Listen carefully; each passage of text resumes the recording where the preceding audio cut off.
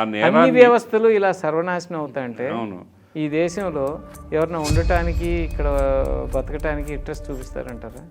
ఉండడానికి 150 కోట్ల మంది ఈ దేశం వదిలి ఎక్కడికి పోలేరు. కానీ యువతరంలో కొంత అసంతృప్తి, అవిశ్వాసం దేశం మీద వస్తుంది.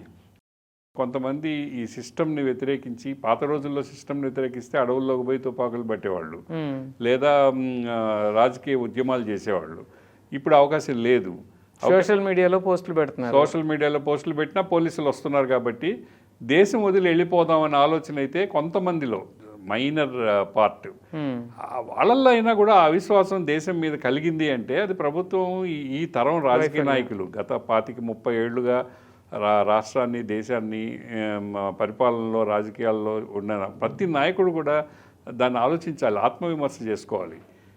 అన్ని పార్టీల రాజకీయ నాయకులు కూడా మనం చేసిన రాజకీయంతో ఈ ప్రజాస్వామ్యం మీద, ప్రభుత్వం మీద, వ్యవస్థల మీద యువతరంలో ఎందుకు అవిశ్వాసం కలిగింది?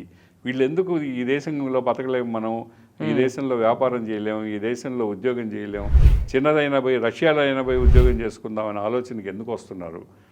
సో దీనికి బాధ్యత మనదే కదా.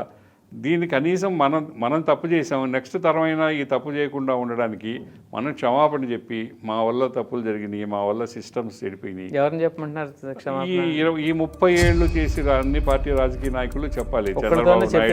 చంద్రబాబు నాయుడు, రాజశేఖర్ రెడ్డి, వెంకయ్య నాయుడు, బివి రాఘవులు, అందరూ చెప్పాలి. వీళ్ళే కదా నారాయణ, ఎవరెవరైతే ఈ 25-30 ఏళ్ళుగా రాజకీయాన్ని ప్రభావితం చేశారో వాళ్ళు పరిపాలన చేయొచ్చు, పరిపాలన చేయకపోవచ్చు, ఎన్నికల్లో గెలవచ్చు, గెలవకపోవచ్చు.